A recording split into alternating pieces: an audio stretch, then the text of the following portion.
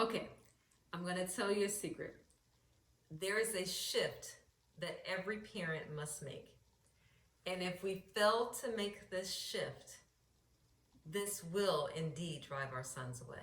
You know what it is? We have to go from controller to becoming a guide. Stay tuned, we'll talk about how.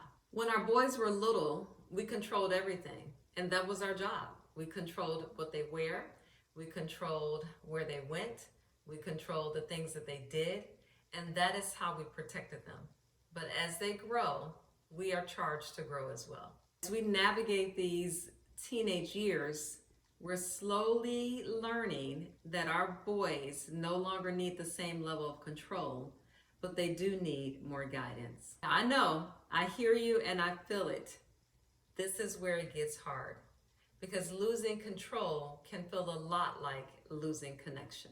But here's the truth and the subtle difference. Control creates resistance, but guidance builds trust. Our teenage boys no longer want to be managed. They want to be seen, they want to be trusted, and even if they never say it, they want to be challenged. What he needs to hear more of in these teenage years are things like, I believe in you, I'm here with you, I'm going to prepare you for what's ahead. And this is what a guide does. And unfortunately, this is also the place where a lot of moms feel stuck. We're stuck between wanting to protect him, but knowing we can no longer do everything for him. We're stuck between wanting him to stay close to us, but also knowing he needs the distance in order to grow. That tension is the signal that it's time for us to shift into our new role as a guide. So far, we've talked about the rite of passage as mostly from our son's benefit or our son's perspective. But this is the moment where we actually benefit from the rite of passage, because the rite of passage is a powerful way that signals to us that it's time for not only our son to make a shift, but it's time for us to make a shift.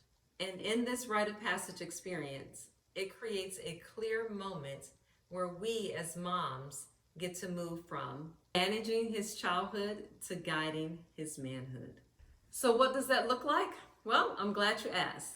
It looks like stepping back and letting your son do something new. It looks like instead of you cooking every single meal, your son cooks a meal. It looks like instead of you reminding him to do something, you say nothing at all. And you allow him to remember the responsibility that he has and to be held accountable for that responsibility. It looks like no longer giving him step-by-step instruction, but allowing him to have the freedom to do it the way that he wants as long as it gets done. And finally, it looks like giving him a voice, allowing him to express himself, allowing him to state why he wants to do something or not, and allowing him to have choices that affect his life. So these can be simple things such as, I'm no longer going to wake you up for school in the morning. Get an alarm clock and get up yourself. They can be more complex things like, I'm not going to tell you how to manage your time, but I expect that all things will be completed in the appropriate time. So there's a wide range of what it looks like, but ultimately it looks like us letting him grow up and become the man that we pray for.